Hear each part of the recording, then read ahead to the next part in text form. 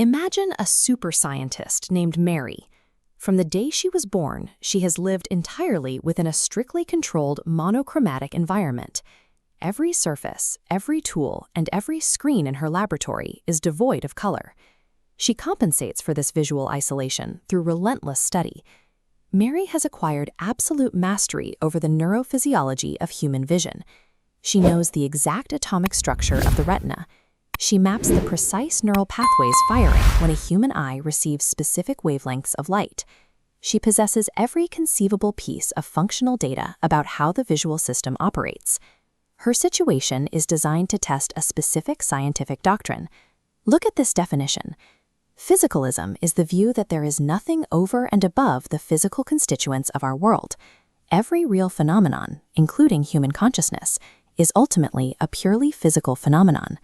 This creates a strict boundary condition. Mary knows every single physical and functional fact there is to know about how humans see color, yet she has never experienced color herself. She represents the ultimate stress test for the limits of physical science. If a complete physical description of the universe leaves something out, the materialist worldview breaks down. Then the experiment ends.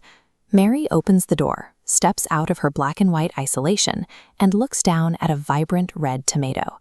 Philosopher Frank Jackson introduced this thought experiment in 1982 to ask one specific question. In that exact moment, did Mary learn something new?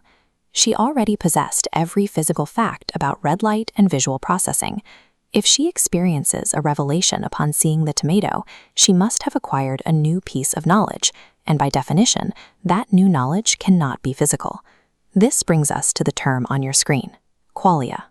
Qualia describes the purely subjective, phenomenal reality of an experience, the actual feeling of what it is like to see red, taste the salt, or feel pain. If Mary learns what red looks like only by experiencing it, then physical facts do not capture everything. If this single subjective moment proves qualia exist outside of physical measurement, it dismantles the scientific consensus of a strictly material universe. Physicalists push back against this thought experiment by deploying the ability hypothesis. They argue Mary does not learn a new factual proposition about the universe. Instead, her brain simply acquires a new physical skill, the capacity to rapidly recognize, categorize, and remember the color red. To defeat this defense, anti-physicalists require a massive escalation. This diagram illustrates their weapon of choice, the modal argument, and the concept of the philosophical zombie. A philosophical zombie is an exact atom-for-atom physical replica of a human being. It acts, speaks, and processes data perfectly, but it possesses absolutely zero inner mental life. It has no qualia. The logic goes like this. If we can merely conceive of such a physical replica existing without consciousness, then physical properties alone are logically insufficient to guarantee consciousness. The debate shifted from Mary to the underlying logical architecture of our universe. Philosopher David Chalmers argues that to defeat physicalism, you must use these two concepts together. This flowchart maps his logic. First, you take the knowledge argument. The thought experiment provides the raw, undeniable data that Mary feels she learned something new. Second, you apply the modal argument.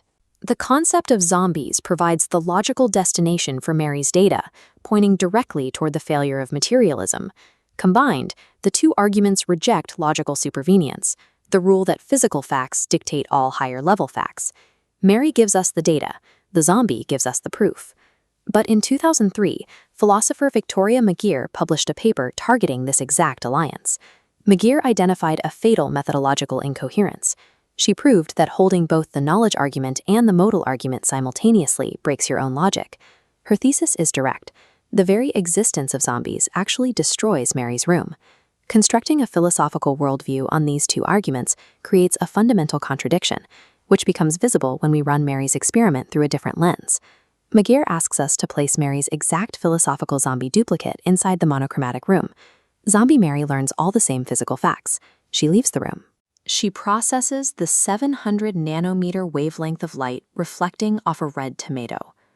Zombie Mary will then verbally report that she has experienced a profound revelation.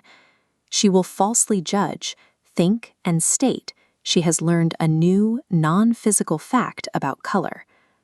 But we already established the rules. She is a zombie. She has no inner experience. Her realization is entirely a phenomenal illusion generated by her cognitive hardware. If a purely physical transformation is enough to cause a zombie to report a newfound experience, that same physical process explains why the human Mary believes she has learned something new. By allowing zombies into the debate, anti-physicalists accidentally proved that Mary's intense feeling of learning something new can be entirely explained by physical mechanics. When we encounter a vivid new experience, we confidently assume we are different from Zombie Mary. We assume our internal feelings are objectively real. McGeer suggests this confidence is misplaced. What humans label as qualia might simply be a biological illusion generated by our wetware. Look at this transition. It illustrates the concept of reification. Our intense feeling of subjective experience is actually just our brain misinterpreting its own highly complex discriminatory capacities. If subjective experience is just a mechanical illusion, physicalism remains completely intact. It wins the debate. The explanatory gap between the mind and the body vanishes. Under this premise, our deepest feelings are simply sophisticated functional outputs. The implications of this philosophy extend far past human biology. The parameters of Mary's room map perfectly onto the architecture of modern artificial intelligence. Look at the scale of these models. An AI ingests every functional, physical, and textual data point humanity has ever recorded about emotion and experience. It is the ultimate entity trapped in a room of pure data. What happens when you connect this fully trained model to a camera and it processes a red object for the very first time? There are only two outcomes.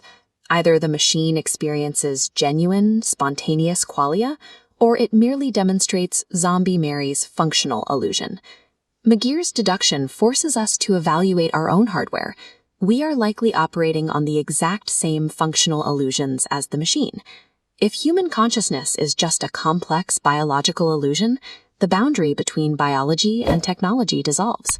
There is no logical or philosophical barrier preventing machines from feeling exactly the same way we do.